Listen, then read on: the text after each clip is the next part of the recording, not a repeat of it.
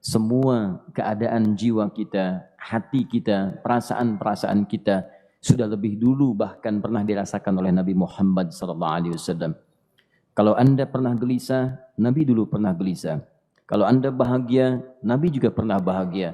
Kalau Anda merasakan kekhawatiran, Nabi dulu pernah khawatir. Dan miniatur kehidupan kita sudah dicontohkan dalam perjalanan kehidupan Nabi Muhammad SAW agar kita bisa belajar mengatasi problematika kehidupan. Allahu Akbar, kalau beliau tidak diutus oleh Allah, kita tidak tahu bagaimana cara menyelesaikan pemetaan kehidupan kita hingga dengan saat ini. Bahkan satu ketika, pernah beliau kemudian dalam masa yang telah panjang berdakwah, qadarullah kemudian ada wahyu yang jeda datangnya tidak seperti biasanya. Biasanya datangnya cepat, berganti hari turun wahyu, ganti pekan turun wahyu. Ini beberapa masa wahyu belum turun. Ada hikmah di balik itu. Teman-teman sekalian, tiba-tiba beliau naik ke atas bukit, wahyu belum turun juga. Pulang ke rumah, belum turun juga. Sampai keadaan itu terlihat oleh kalangan kafir Quraisy dan mereka berkata, lihatlah Muhammad sudah gila. Dituduh gila. Jadi kalau Anda cuma dituduh dengan hal-hal yang ringan, dituduh soleh, kan? Dituduh kemudian orang yang berubah, dituduh semakin beriman dan sebagainya. Barangkali itu lebih baik. Nabi dituduh gila, Anda bayangkan. Tuh Muhammad sudah gila. Muhammad sudah ditinggalkan oleh Tuhannya. Muhammad sudah kehilangan pegangannya. Muhammad sudah tidak punya orientasi. Orangnya sudah nggak jelas, bolak-balik tidak karuan. Naik ke atas bukit seakan-akan orang yang frustasi dan seterusnya. Tapi tahukah Anda apa yang terjadi? Setelah berbagai cacian, makian, tuduhan macam-macam diterima oleh Nabi SAW, lantas tibalah masanya Allah menurunkan satu surah, bahkan disandingkan dengan surah yang lainnya, bersandinglah dua surah ini secara bersamaan turun. Surah ke-93 dan surah ke-94-nya terkait berkelindan memberikan satu harapan yang sangat panjang. Kata Allah, "Wadduha wal laili idza saja." Ma wadda'aka rabbuka wa ma qala walal akhiratu khairul laka minal ula walasawfa yu'tika rabbuka fatarda alam yajidka yatiman fa'awa wa wajadaka dhallan fahada wa wajadaka 'ailan fa'aghna fa ammal yatima fala taqhar wa ammas sa'ila fala tanhar wa amma bi ni'mati rabbika fahaddits. Ya Muhammad, saya bersumpah dengan waktu duha. Kalau kita baca dengan ilmu balaghahnya, itu bukan sekedar sumpah mengilustrasikan waktu duha. Karena di ilmu balaghah itu nanti ada 3 turunan ilmu. Ada disebut ilmu ma'ani, ilmu mencari kata-kata sehingga ungkapannya sesuai untuk disampaikan. Mana kata-kata yang tepat untuk disampaikan dalam konteks yang ingin dibicarakan. Itu ma'ani namanya. Kemudian setelahnya ada ilmu bayan, bagaimana mengemas kosakata yang bagus ini sehingga bisa disampaikan dengan jelas, orang tidak bingung menerimanya, paham maksudnya. Kemudian setelah itu kadang-kadang jelas kalimatnya, tapi kedengarannya tidak indah. Woi, rapatkan, woi, apa belum paham juga? Rapatkan saf. Nah, memang jelas, tapi nggak ngenakin. Maka bagaimana caranya disampaikan dengan jelas, tapi hati kita terasa nyaman, memuji. Rasanya nyaman diserahkan kepada Allah, tapi ada kebahagiaan, disampaikan tidak terasa tergurui, diperintahkan serasanya diberikan jalan untuk mendapatkan kebaikan. Maka yang ketiga disebut dengan ilmu badi' namanya. Ilmu menghiasi kalimat yang disampaikan sehingga terasa dengan nikmat. Turunannya nanti ada majaz namanya. Mengambil sebuah kalimatnya untuk diposisikan pada kalimat yang nyaman disebut dengan kinayah turunannya. Maka teman-teman kata Allah, wadduha. Diterjemahkan demi waktu duha. Bukan sekedar waktu duha. Karena duha itu ada cahaya yang indah. Dirasakannya enak. Antum keluar waktu duha kan enak tuh. Berjemur. Kata orang Sunda moyan gitu kan. Datang. Bahkan sampai dianalisis ada vitamin D-nya bisa terasakan. Ya, kemudian setelah itu ada kenikmatan enak suasananya. Seakan-akan dunia milik sendiri. Yang lain numpang. Wah, nyaman keluar itu. Baik, jadi wadduha itu ingin bersumpah mengilustrasikan waktu kenyamanan yang pernah dilalui. Kalau dalam bahasa tafsir yang luasnya, saya bersumpah Muhammad, demi segala kenikmatan yang pernah engkau rasakan dalam hidupmu, seperti engkau merasakan cahaya duha itu. Engkau pernah senang, saya bersumpah dengan kesenanganmu. Engkau pernah tenang, saya bersumpah dengan ketenanganmu. Engkau pernah nyaman, saya bersumpah dengan kenyamanan yang pernah engkau rasakan. Wal laili idza saja. Dan aku pun bersumpah demi gelapnya malam. Demikian terjemahannya. Bukan sekedar gelapnya malam, saja itu sesuatu yang pekat. Ya, ini belakang kelihatan agak gelap nih. Untuk memberikan proyek, kesini aja Pak, saya cuma ngasih contoh ini. Contoh. Saya bukan mengeluh, bukan, ingin memberi contoh. Ya, contoh pada ilustrasi yang mau saya sampaikan. Nggak apa-apa, biarkan saja. Saya mau contoh kasih kata saja. Ya, ini belakang agak gelap untuk memproyeksikan cahaya ke sini. Tapi yang mau saya sampaikan, kalau gelapnya begitu pekat, semua cahaya ini nggak ada. Cahaya nggak ada nih, sama sekali tidak kelihatan. Saya mau tanya pada Anda, beraktivitasnya mudah atau sulit? Mudah nggak menemukan sendal Anda di luar? Belum tentu. Menemukan jalan keluar pun belum tentu mudah. Anda mesti meraba-raba jalan. Anda mesti kemudian melihat sesuatu dengan pandangan mata hati Anda. Raba, raba, raba, dan sebagainya. Sampai menemukan jalan, itu pun belum tentu benar. Itulah yang disebut dengan gelapnya malam saja pekat.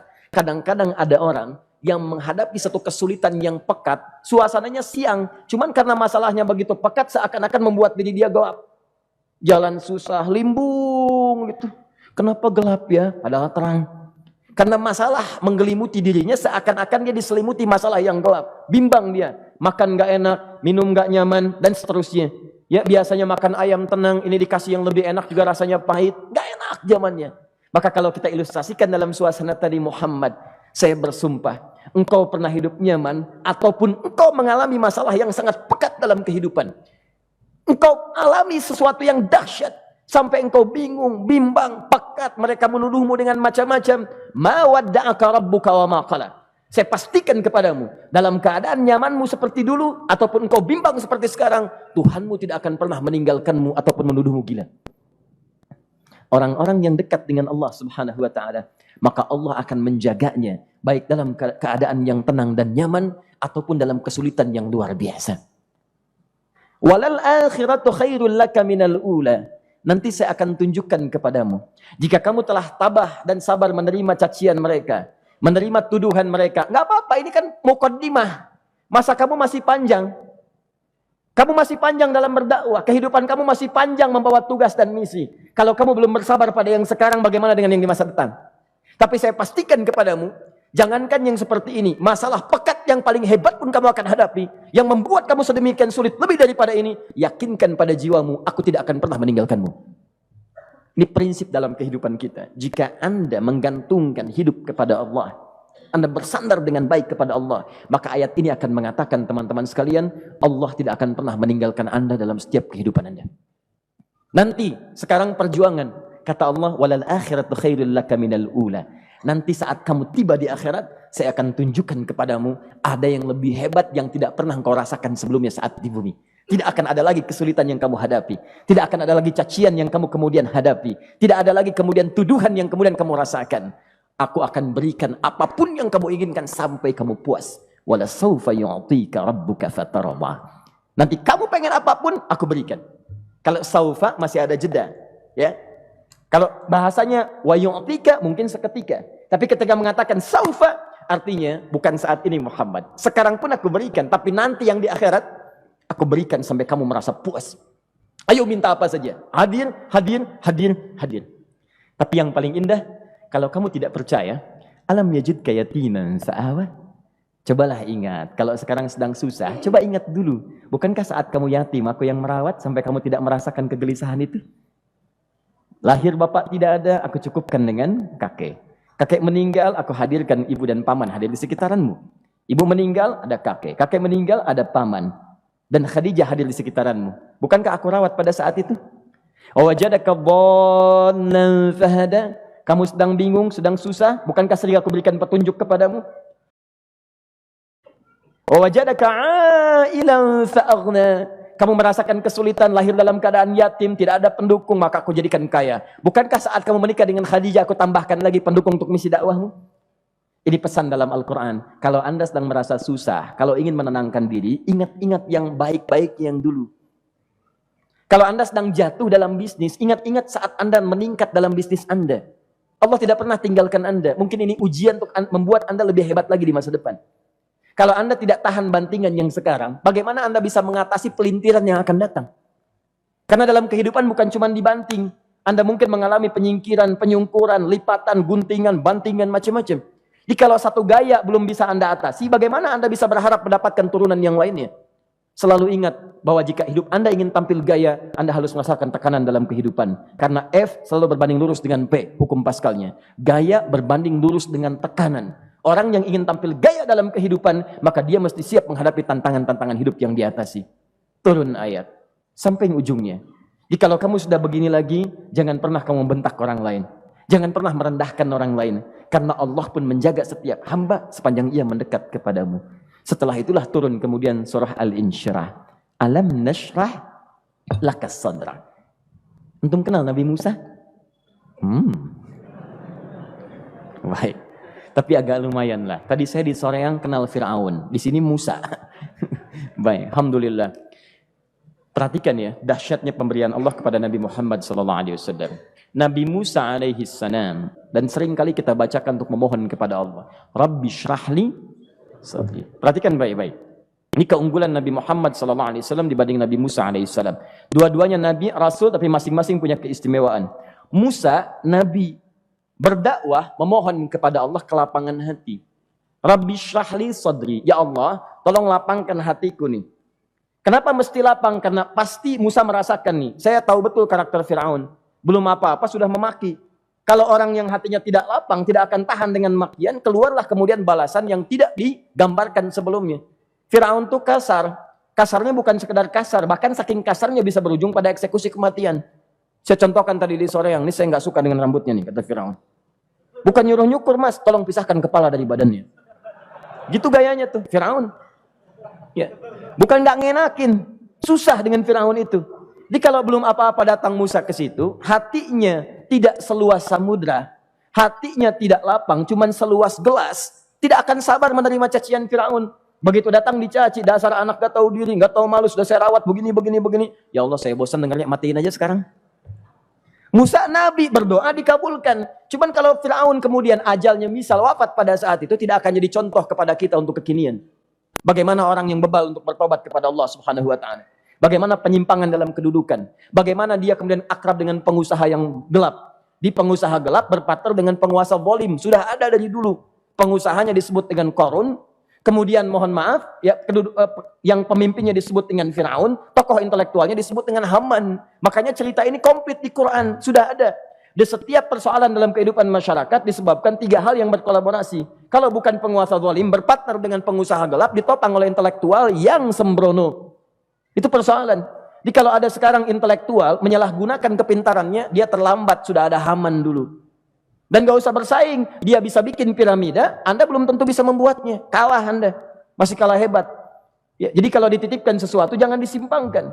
Yang ingin saya sampaikan, Musa mengatakan, Rabbi syrahli sadri. Nabi berangkat berdoa dikabulkan oleh Allah. Nabi Muhammad belum minta turun ayat. Alam nashrah laka sadrak. Yang ini minta Rabbi syrahli sadri. Nabi Muhammad alam nashrah laka sadrak. Muhammad mulai dari peristiwa sehingga engkau akan lebih sabar lagi menerima tantangan-tantangan dakwah. Mulai sejak itu jangankan dimaki, dilempar batu di Taif.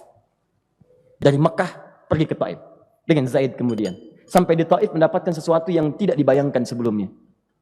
Kalau cuma dihentikan saat mengajar, wajar. Ini dilempari batu. Anda bayangkan? Bisa kebayang nggak? Lempari batu tuh. Lempar, dilempar. Zaid jadi tameng, berdarah-darah, kemudian mundur. Mundur, beristirahat di bawah tepian pohon.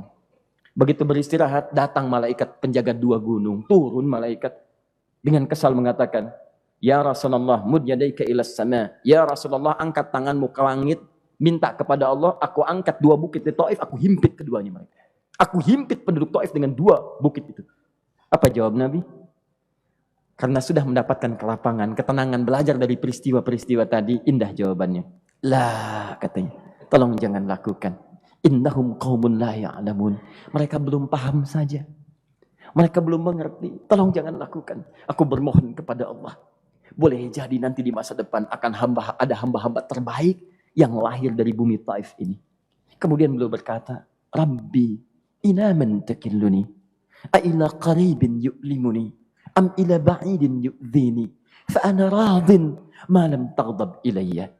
Ya Allah, kemana lagi engkau akan utus aku untuk berdakwah setelah peristiwa ini? Apakah tempatnya lebih dekat aku jangkau sekarang, tapi di situ aku akan disakiti lagi? Ataukah jaraknya masih jauh, tapi di tempat itu aku akan dizalimi lagi? Aku ridha ya Allah dengan itu semua, asalkan engkau tidak marah kepadaku. Asalkan engkau tidak marah kepadaku. La haula wala quwata illa billahil aliyil azim. Begitu kelapangan itu muncul, ridha dengan ketetapan dan siap, tabah, kuat, hadir dalam jiwanya. Tiba-tiba turun undangan, tunaikan Isra dan Mi'raj. Diangkat statusnya, naik mendekat kepada Allah Subhanahu wa taala. Dihilangkan bebannya, wa wada'na anka wizrak alladzi anqadha dhahrak. Itu hikmah, teman-teman. Barangkali kalau antum saat ini datang ke masjid ini untuk kajian, sedang bawa beban, ada kesulitan, penuh dengan macam-macam, barangkali dibacakan surat Ad-Duha tadi untuk memberikan harapan kepada Anda. Ini bukan PHP, karena ini bukan masalah urusan manusia. Ini adalah janji yang tidak akan pernah diingkari. Innallaha la yukhliful mi'ad. Kata Allah, Anda punya masalah, ingat suasana tenang pada masa lalu. Bukankah saya memberikan ketenangan kepadamu? Mendekat kepada saya, Anda bersabar, yakinkan bahwa ujian yang saya berikan saat ini sesungguhnya untuk membuat kamu lebih hebat di masa depan. Karena orang hebat tidak akan pernah sepi dari ujian untuk membuat dia lebih kuat menghadapi tantangan dalam kehidupan.